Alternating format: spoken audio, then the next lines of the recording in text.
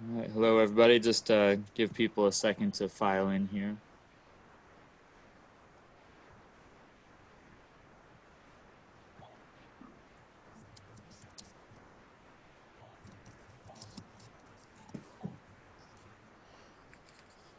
All right, I'm gonna type this all out. Well, hopefully type it much better than I just typed in there. But thanks for joining us for today's coffee break, everybody. Before I introduce you to Melanie Gottlieb for moderation and introductions, I just want to cover how to interact on this webinar. You cannot speak and nobody can see you, so don't worry about accidentally interrupting or anything like that. The two main ways you can interact are through the chat panel and through the Q&A function. If you have a question for the panelist, please use the Q&A function. It makes it much easier for us to figure out what questions have been asked and who has asked them. You can ask questions anonymously, and you can also view what other people have asked, and you can upvote those questions and add your own comments to them. For any other kind of chat, discussion, commentary, what have you, please use the chat function. For that one, you can address questions or comments or whatever directly to the panelists, or you can select all panelists and attendees in the to window if you want to have a wider discussion with other attendees. So without further ado, I want to hand it off to Melanie Gottlieb. Thank you, Michael. Good afternoon. I'm Melanie Gottlieb, Deputy Director of ACRO, and I'd like to welcome you to today's ACRO Coffee Break. It's a pleasure to be on the line with all of you today as we navigate the challenges presented by the COVID-19 crisis together. Today's webinar is part 3 of a 3-part series on business continuity for managing documents, specifically transcripts, during this time of crisis. We've noted a continuing theme as we've monitored listservs, fielded individual member questions via email, and in other coffee breaks, and that is that many colleges and universities do not yet have sufficient capacity to both send and receive transcripts electronically. This crisis has highlighted the need for institutions to create this infrastructure, not only in the name of efficiency and cost savings and better student service, but also simply for business continuity. In this series, we hope to share with you easy and inexpensive ways to ramp up your institutional capacity to manage this critical function of your offices more efficiently while remote. Previously, we have heard from both available third-party solutions, and you can see those archives on our website. Today, we have members of the Speedy Committee who will share with you their DIY solutions to maintaining service, sometimes in ways that are not all super technical. Next slide. Today, we have with us Matthew Bemis, Associate Registrar at the University of Southern California, Monterey Sims, Director of Admission and Evaluation for the University of Phoenix, Susan Reyes, Programmer and Analyst at San Diego State University, and James Fagert, Registrar, Saddleback College. I especially want to thank these dedicated members who've given us their time and expertise while navigating this crisis on their own campuses during this unprecedented disruption in higher education. As always, we're hopeful that our technology will not fail us. With a number of panelists and a number of folks on the Zoom, we're all working at the mercies of our home Wi-Fi, so please bear with us. Next slide. As you navigate the challenges in this crisis, your association is here to connect you with network colleagues to work through challenges together. We've opened up our content vaults to the higher education community through our free 3-month membership option. If your membership has lapsed, or if there are others on your campus that you want to have access to our resources to support you through this transition, we hope that you will consider this option.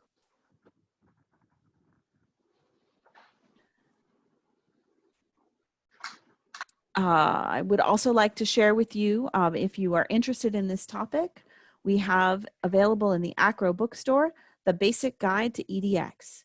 It includes chapters on identifying your best solution, the best format, a startup checklist, and Acro guidance. It's available in the Acro bookstore today. Next slide. Acro's worked diligently to provide specific guidance to institutions as they navigate decision-making on their campuses to adapt and serve students. To build our guidance, we're using established Acro standards and re-envisioning them through the lens of the current COVID-19 crisis, and then consulting with subject matter experts from our board of directors, amongst the membership, and across higher education. Who is the guidance team? Executive Director Mike Riley, myself, Associate Exec Directors Tom Green and Tina Deneen, and Director of Research Wendy Kilgore, all of us former campus-based professionals with years of experience, along with the Director of Government Relations, Will Gill. While this is not the way that typically Acro releases new guidance, we're balancing the processes of member development with the need to address the current crisis with something immediate to support you as you navigate this new normal. We want to give you guidance that's thoughtful, well-developed, yet timely.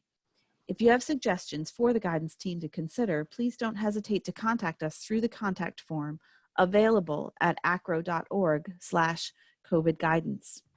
You will find guidance specific to managing transcripts and remote transcript operations on that page. Next slide. Since the onset of the crisis, Acro has deployed 3 practice snapshot surveys to gain insight into the challenges and evolving practices at our institutions. I'll share with you just very quickly a couple of data items relevant to today's discussion, but you can find all of the results on our website. Next slide.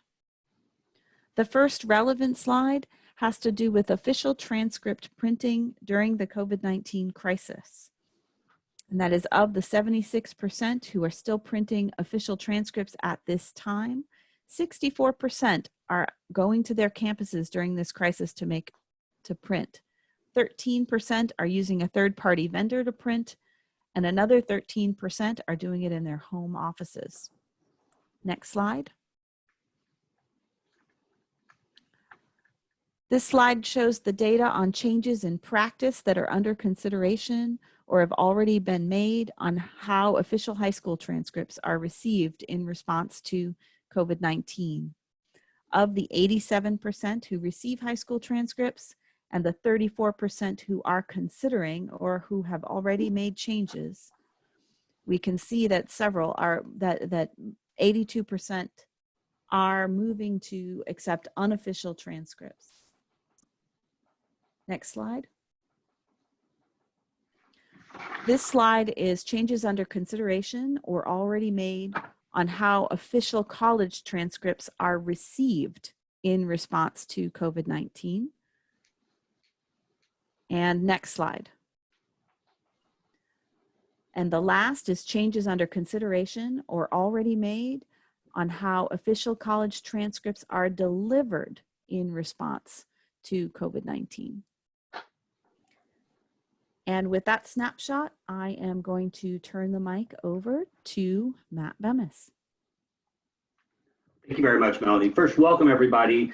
On behalf of the Speedy Committee and all of us, we hope you and your family and your colleagues and your students are well and safe and at home. So my part of this presentation is going to focus on EDI and the Speedy Server.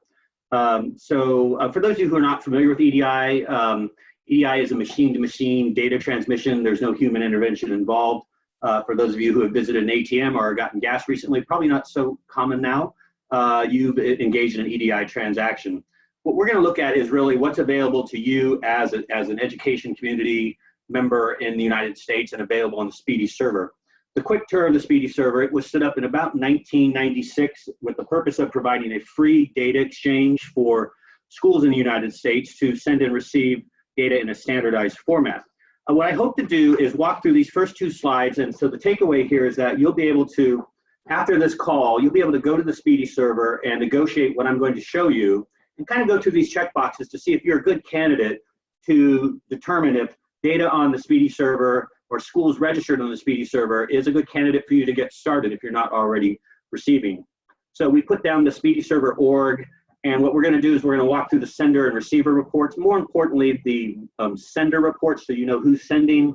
And what we're going to ask you to do after this call is go poke around and see who's sending these things called transaction sets 130.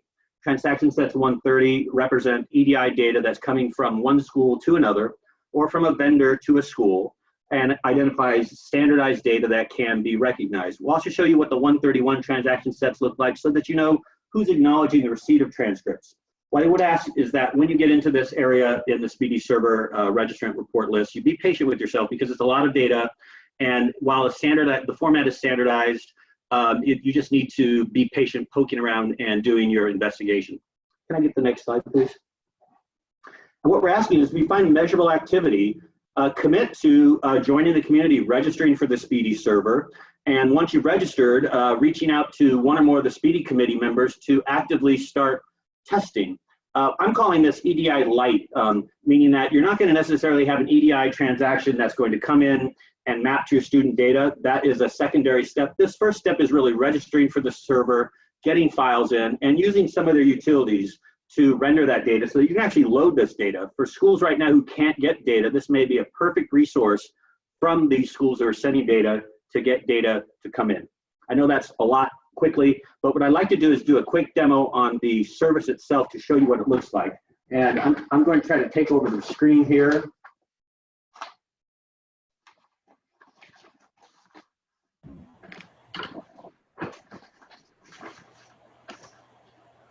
Share screen.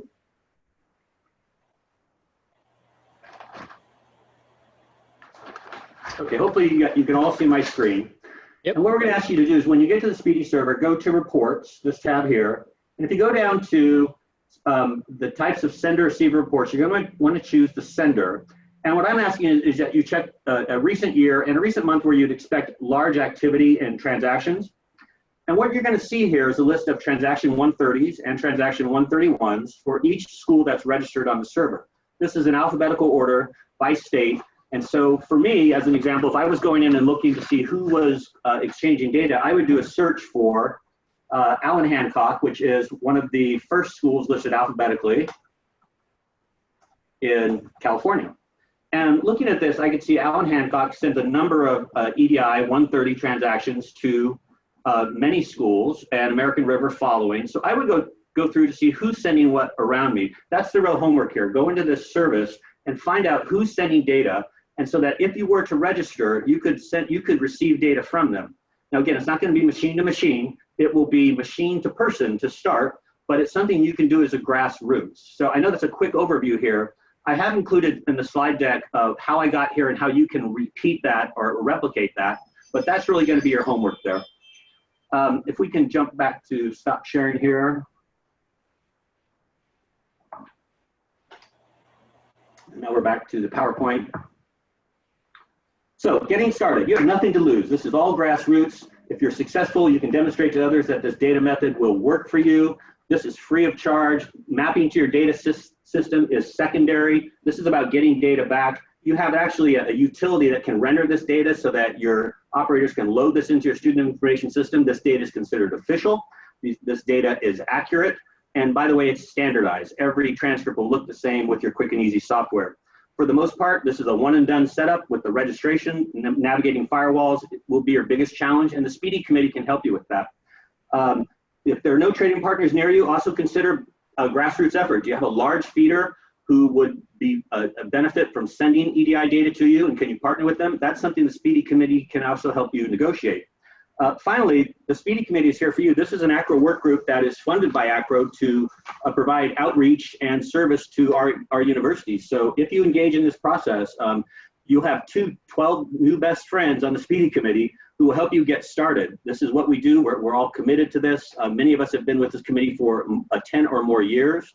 And our mission is to help you get to the point where business continuity is a no-brainer and you can use these resources. And by the way, anyone who's ever gone to EDI has never gone back. The efficiency is unbelievable. The lack of fraudulent data, that fraudulent data is eliminated. And so this is what we're here to help you with. I know that's a lot of information quickly, and I'll follow up on the question and answer. Thank you.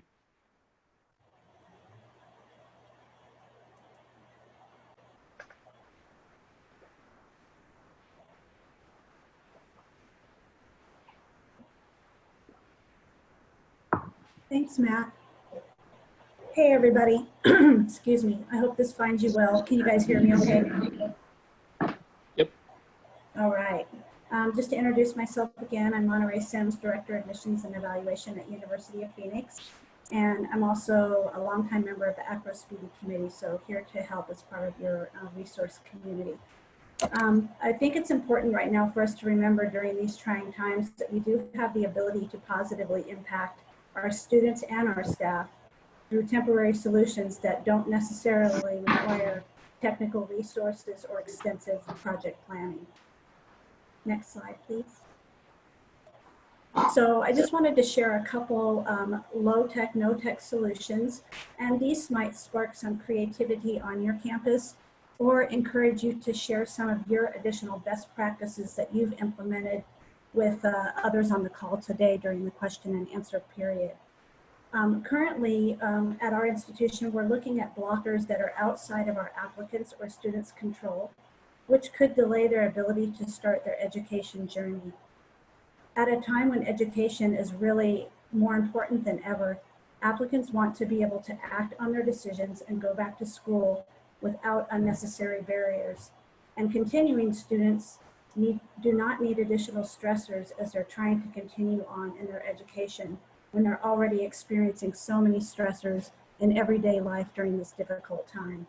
So that's kind of the spirit of what these low-tech, no-tech solutions are aimed at solving. In thinking about how we can make a positive impact, we have completed a couple easy solutions that we wanted to share.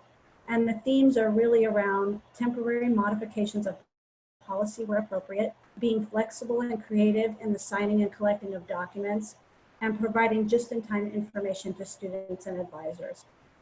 So some of the things we've done specifically are, for example, waiving immunization document requirements temporarily. As most of you have probably experienced, those students who are on campus physical locations are now attending remotely. And so those documents aren't necessarily required in their programs at this time, but will be required at the point that they return to an on-ground environment. So we have waived temporarily and put a policy exception in place for those specific forms that aren't necessarily needed during the online environment. And we've also created some very simple tracking mechanisms so that we can be sure to collect those documents as students change modalities back to their preferred on-campus location. The second thing we've done is we've provided some Adobe Sign options, and not just for students who are trying to complete forms in a digital environment and get them back to us to continue in their programs or to be admitted, but also internally for our advisors, forms that they might have to sign off on. So it's important to remember your internal staff are also dealing with these same frustrations. So the Adobe Sign option has been a really great solution for us. The next one is document submissions through a variety of methods.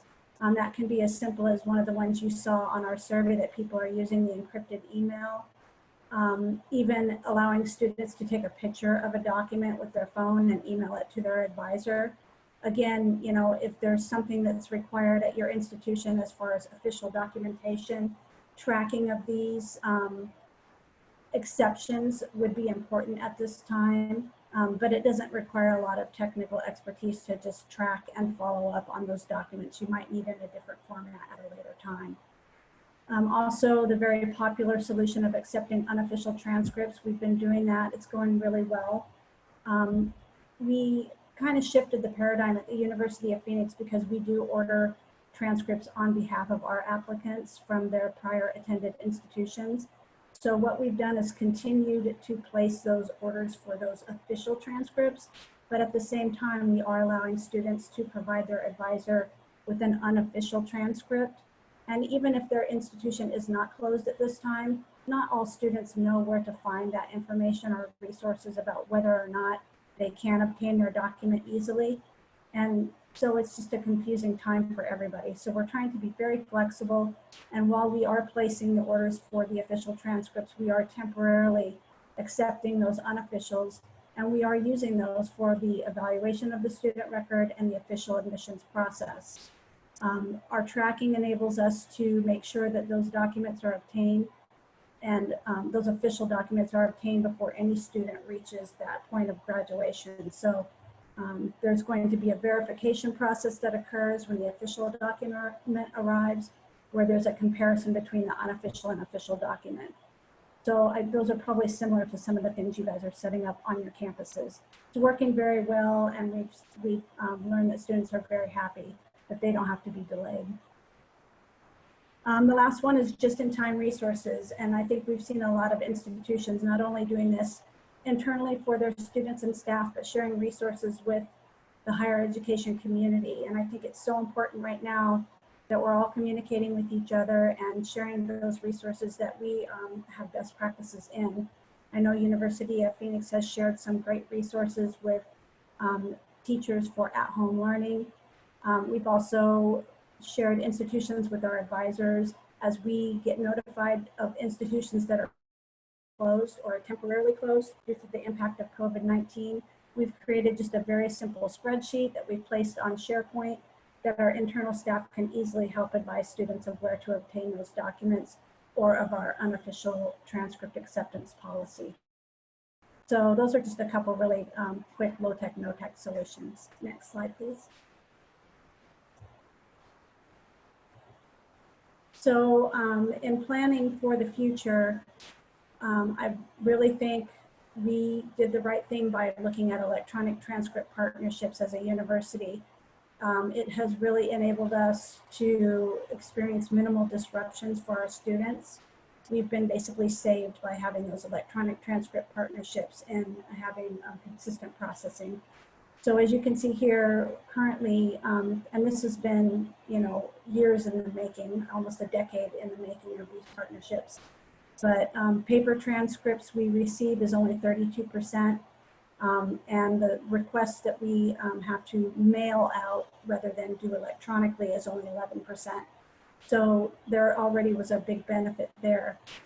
But as institutions plan for the future, or even as you look at temporary solutions right now, I'd like to offer the idea that, and reinforce what Matt said, that the ACRO Speedy Committee is here to help answer questions, share ideas, and connect you with the correct resources that will help you overcome those barriers to implementation of any type of electronic exchange or transmission and receipt of records or data that you're interested in doing or that would look right for your institution.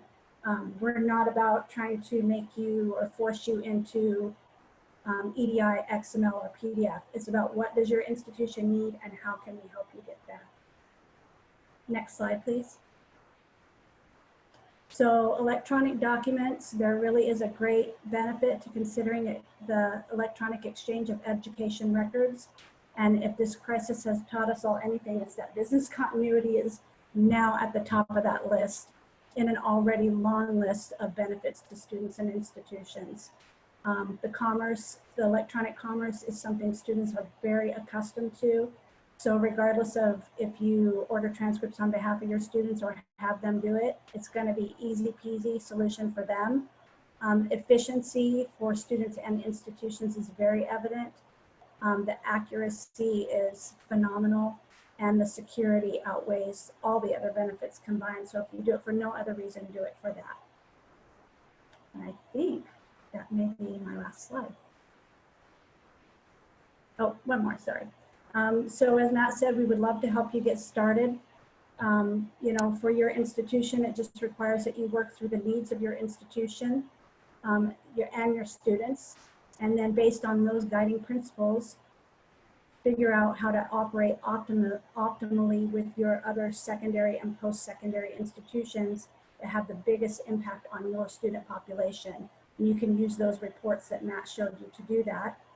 There's a ton of resources available in the ACRO community, and there may even be experts in pockets of your institution or state that can help in addition to the ACRO Speedy Committee. For instance, financial aid is already transmitted electronically, so there may be folks in your financial aid office that know all about EDI or XML. ACRO can assist you in helping to locate resources, and even Speedy Committee has a calculator where you can plug in your specific scenario to develop your cost-benefit analysis. We realize resources are tight and now more than ever, so garnering support and buy-in at your institution is going to be critical, not only now, but for future endeavors.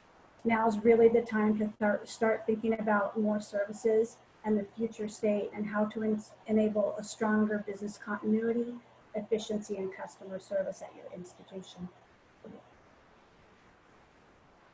That's it for me. Thanks, you guys.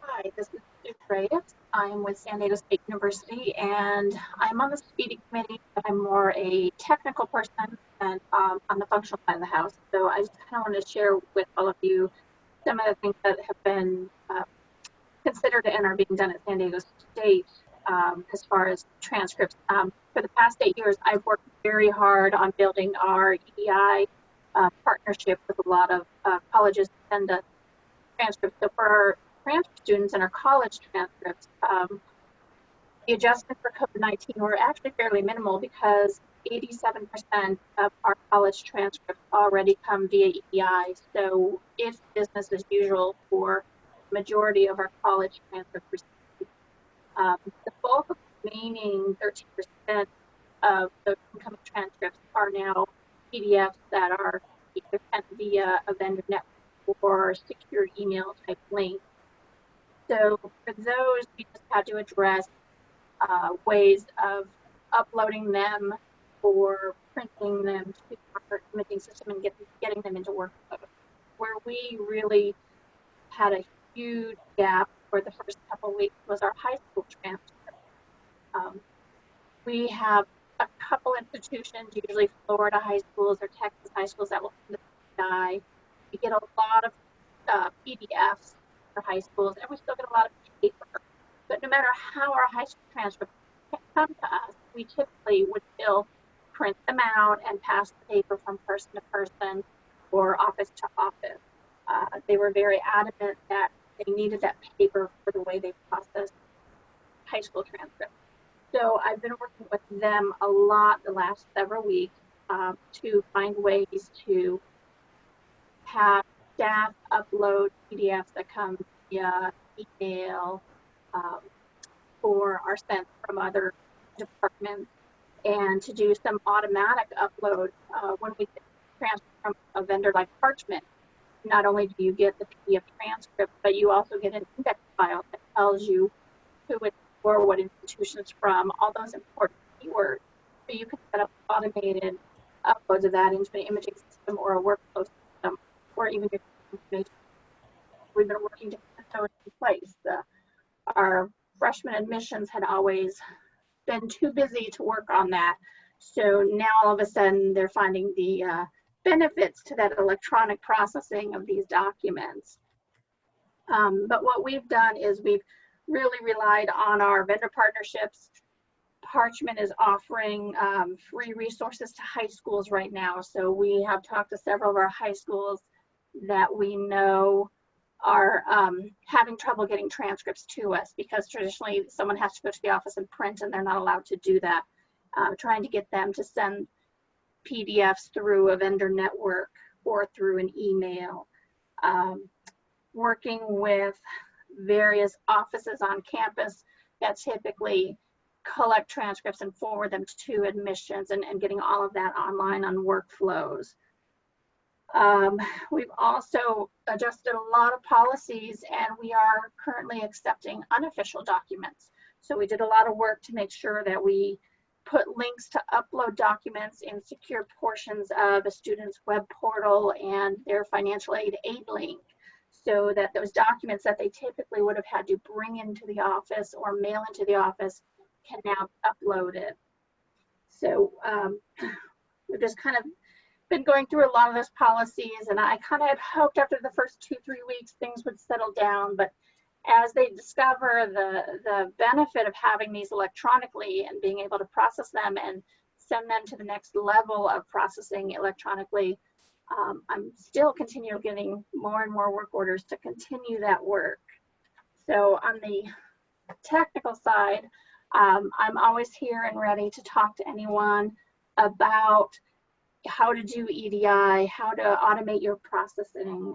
In this day and age, it's extremely critical because without it, we're stuck having someone have to go back to campus and expose themselves. So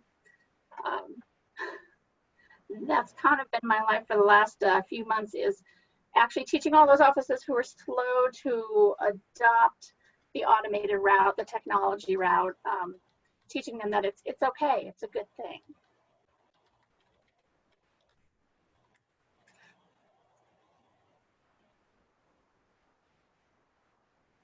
Well, hello.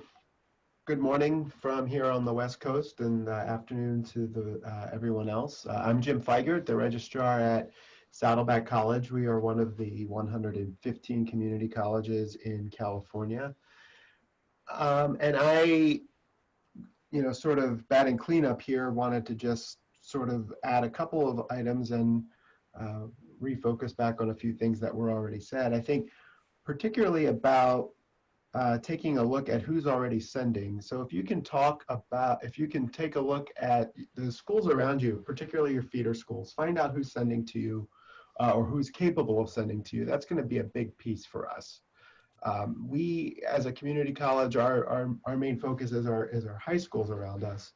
And a little while ago, we were trying to see what we could do to get a better flow of high school transcript data to us, so we could deal with placement for our placement testing for prerequisites for our English and math through our AB 705 endeavors.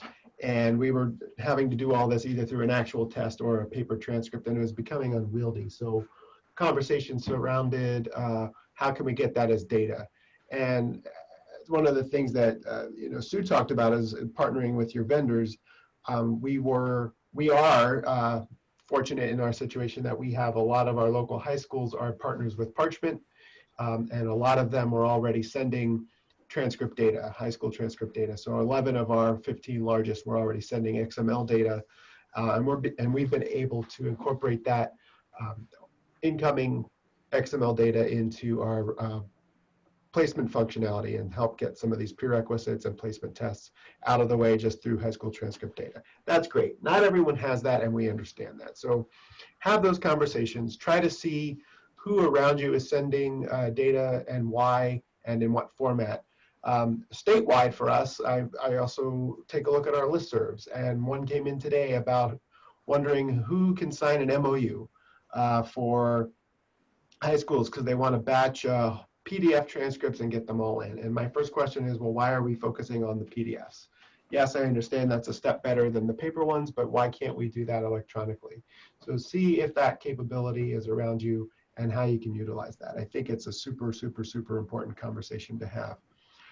At my school, I'm in a unique situation in that I oversee both admissions and the registrar functions. So I get to see both sides of it. And I think that brings up the conversation. It's important at your institutions to talk to your registrars and talk to your admissions offices if you're in different areas. Find out what they're doing, find out what they're prepared to do, because just because as a registrar you want to send out something doesn't mean that everyone around you is going to be able to accept it.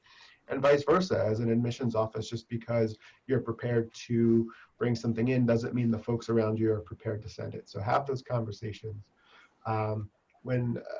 Years ago, wasn't that many years ago, I worked at USC prior to my current role, and we decided we were going to start sending out PDF transcripts with very little fanfare and very little communication.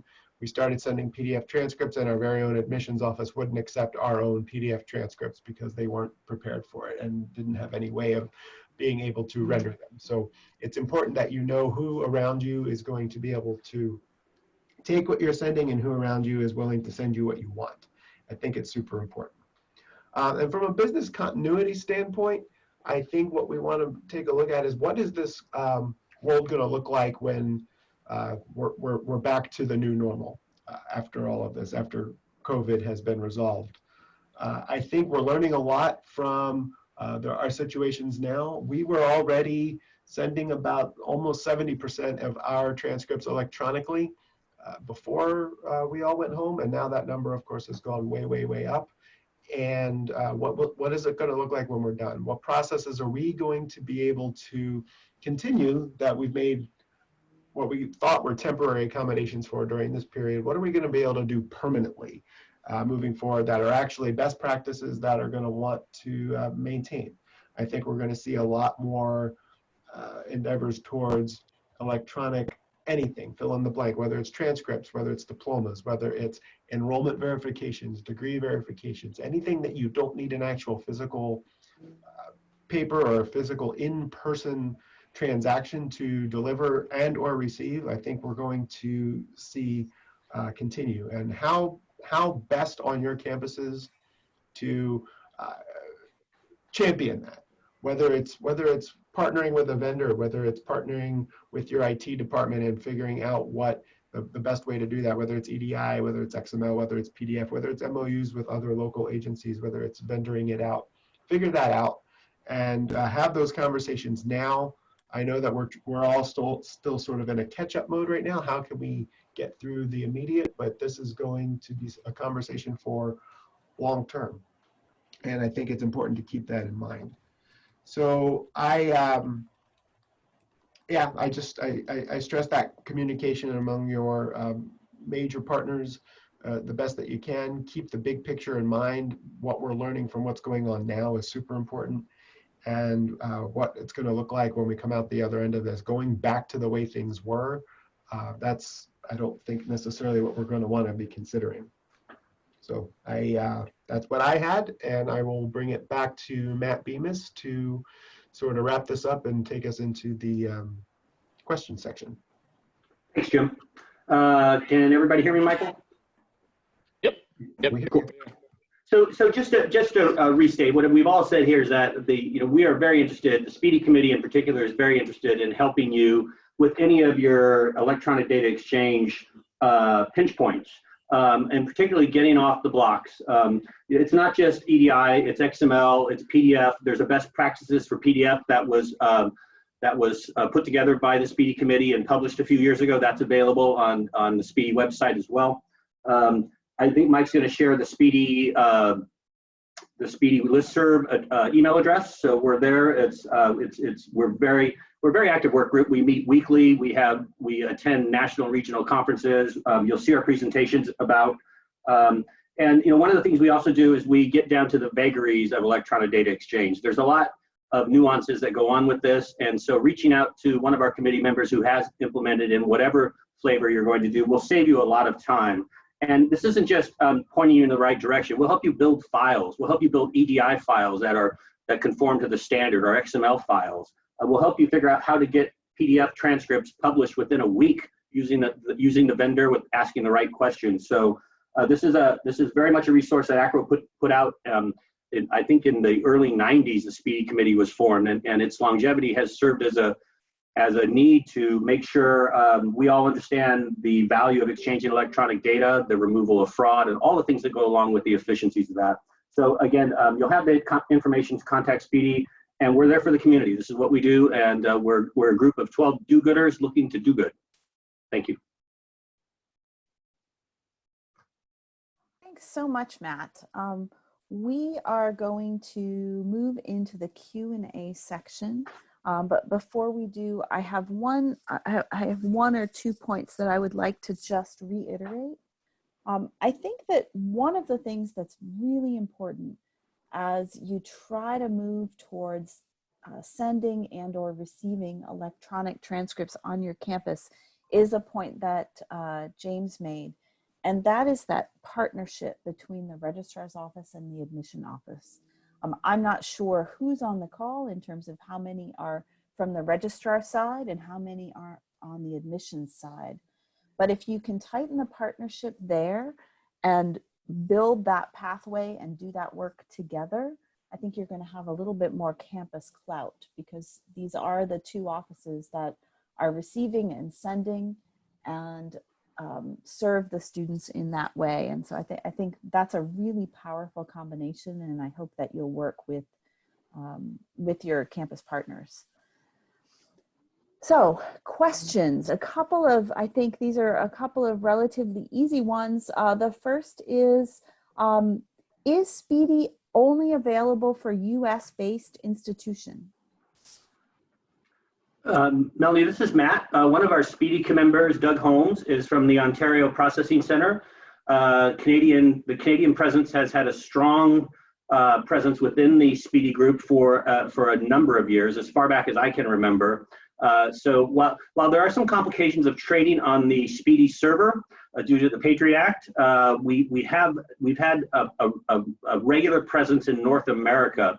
We have not had an international presence to date. I think that part of that is the complexity of exchanging data over the Speedy Server, and that has widened a bit with the Groningen Declaration. But right now, all of North America is represented in that committee. Thanks, Matt. Another question is, do students request transcripts directly through Speedy?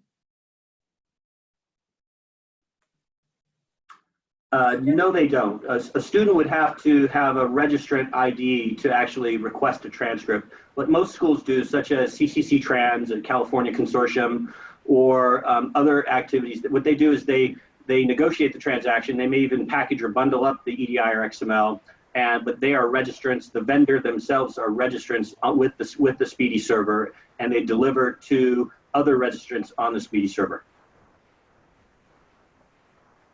Excellent. Thank you for that, Matt. There was a question. I answered it in the Q&A in print, but there was a question about the website for the Speedy Resources. And so it is available both in chat and in the Q&A. And that website, if you don't copy and paste directly from there, if you go to acro.org, under Resources, Electronic Records and Data Exchange, and you can find all of the Speedy resources on that part of the website. I have another question. We have trouble finding a way to share transcripts internationally. NSC and Parchment are not an option either. Does anyone have thoughts that they'd like to share about options for sharing internationally, or perhaps talk about some of the work that's being done through GDN? So please, other Speedy committee members, interrupt me. But we do have quite a few international study abroad programs. And over the years, we have relaxed our standards in getting PDF transcripts from some of those schools, largely because of the time involved. That is a very time-sensitive process to articulate and transcribe those courses, particularly because we treat them as USC courses. They're listed on the USC transcript.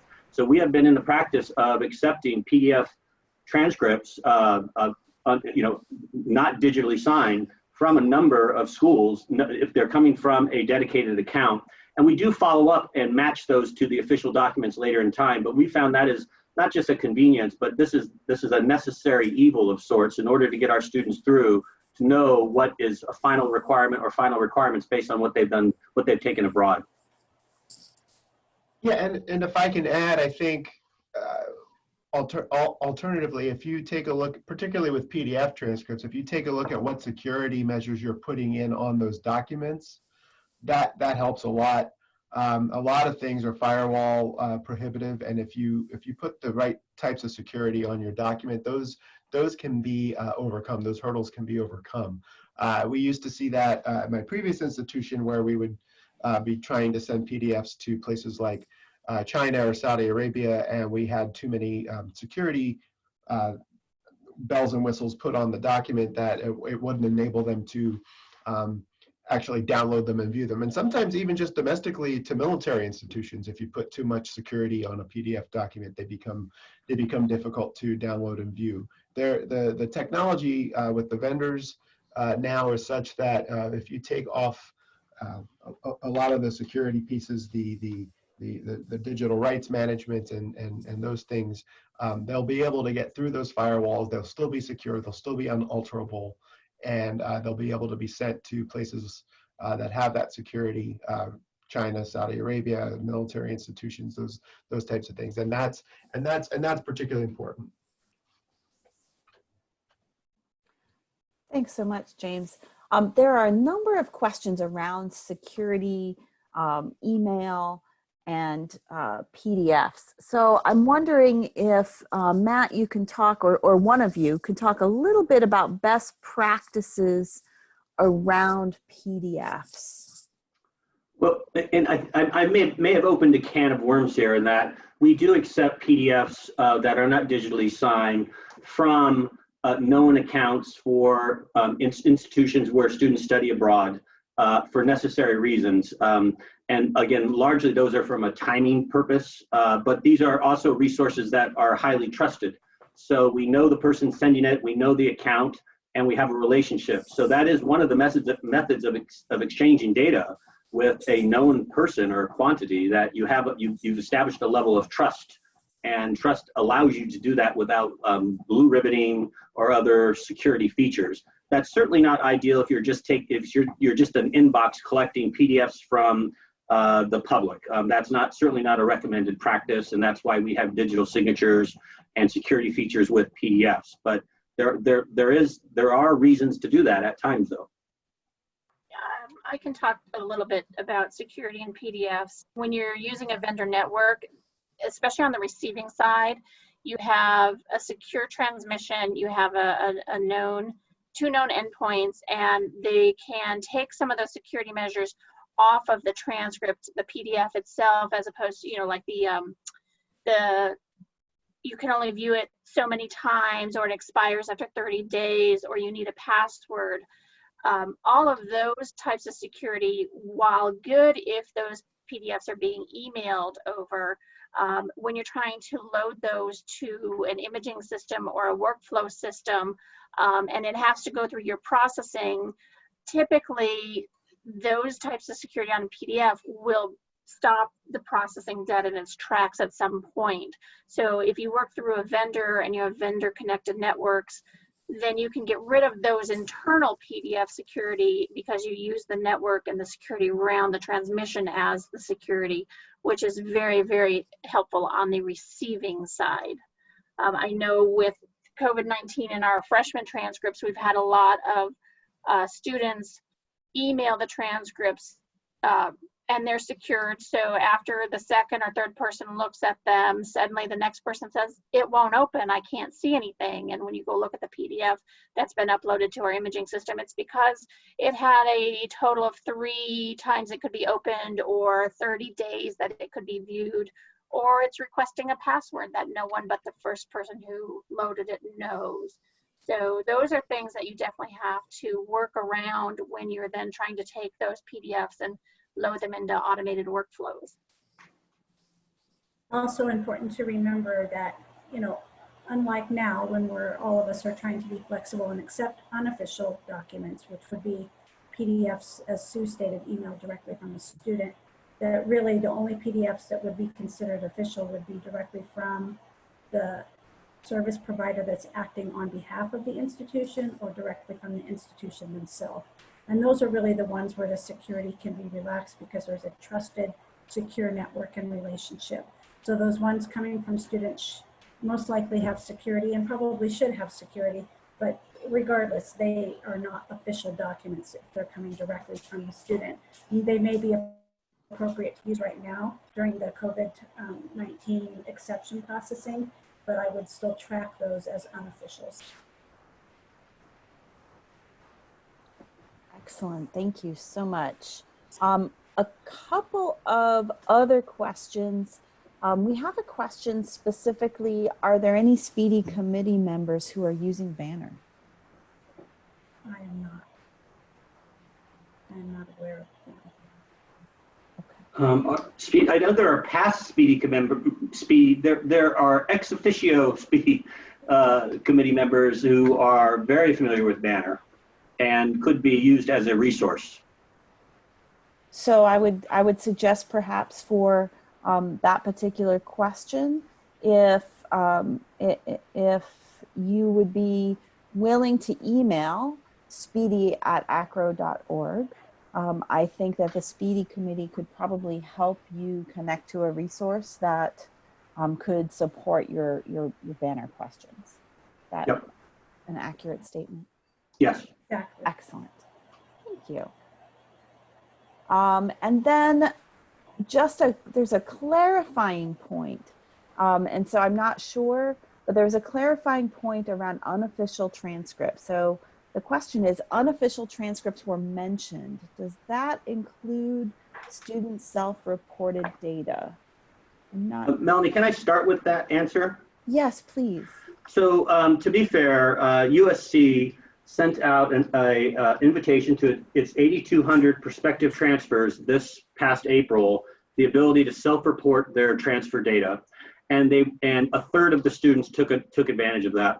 And those third actually went to a brand new service that we stood up with a national vendor to self-report the data, package it up in EDI in a format that is consistent with the prefix and suffix listed on transcripts, and deliver that over the Speedy server and load it into our student information system. And that was a brand new venture with College Source. And in that regard, we have the third of the applicants have loaded basically virtually loaded their own coursework. And so those who are admitted, when we get official documents, we're going to override the reporting grade. That's what controls it as self-reported. And it allows us to process transfer at scale. And so it's a pilot project. We reached out because we had this need with our tight turnaround time and transfer. And so we were very surprised with the results and the participation. And so I do know the person asking that question is with that vendor. So that's not coincidental.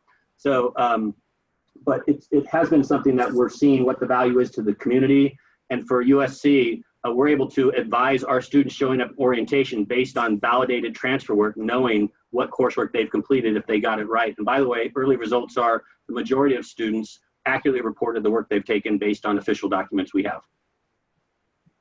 At our institution at University of Phoenix, we don't have the self-reported data yet from the students, but we are, as part of the unofficial transcript acceptance process, we are accepting things that are not necessarily a transcript, but that the student could print out of the institution's portal, their student portal, that would show their credits and grades. So it would be the same data that you would receive on a transcript, but perhaps in a slightly different format, like a progress summary report or something. So we are trying to be flexible in that nature. There has to be enough information on there for us to identify the institution that the student is sending it for, which can be a challenge at times. And so we are making phone calls and doing things of that sort to verify that what we're looking at is the information that would be on a transcript. But the stuff that Matt's doing is exciting and new and interesting. And we just haven't started down that path. Yeah, San Diego State also is doing student reported data. We have our own, we call it a supplemental application, where the student fills out the self-reported courses and grades. And of course, it all has to be verified by transcript later on, but we do our first pass with student reported data. Excellent. Thank you very much. All of those projects sound really exciting. It looks like one last question, and that is the required format of the transcript also available on the Speedy server at speedyserver.org? That information is available on the PESC, the Post-Secondary Electronic Standards Council site. It's www.pesc.org. All of those transcript schemas, as well as the implementation guides and the quick start guides, are available for free on that website.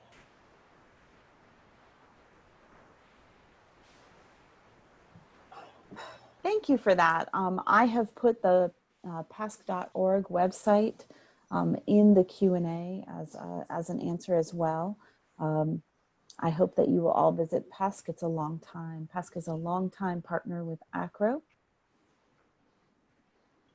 And I have one more. It looks like there are no more questions. I have one more comment I would like to make, and that is just a slight plug for the Groningen Declaration Network. I know that that has been nodded to a bit in some of our panelist comments.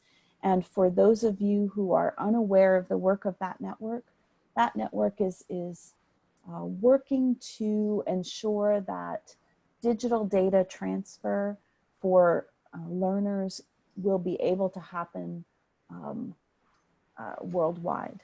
And so when some of these questions that have arisen around international documents, international transcripts, and exchange of data with international institutions, if you had asked me 10 years ago if I was going to see that happen anytime soon, I would not have responded in the affirmative.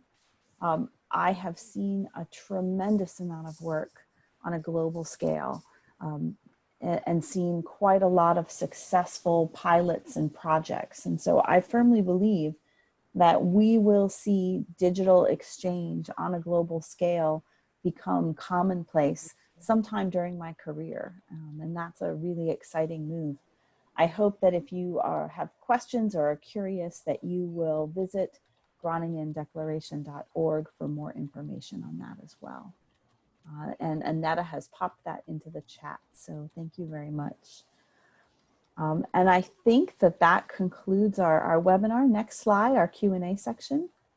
I have a couple more things I want to share.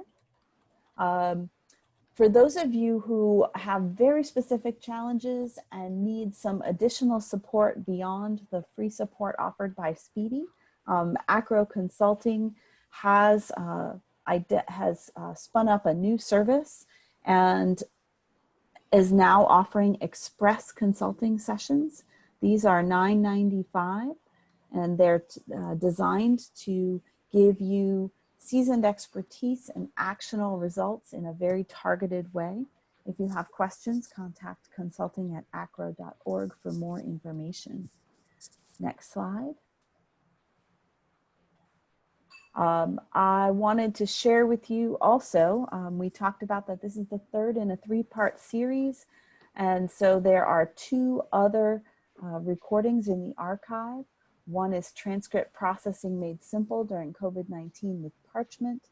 And the second is solving your transcript and other documentation needs during COVID-19 and beyond with the National Student Clearinghouse. Those are the last 2 vendors, third-party vendors in this space. And so we asked them to share their simple solutions with you.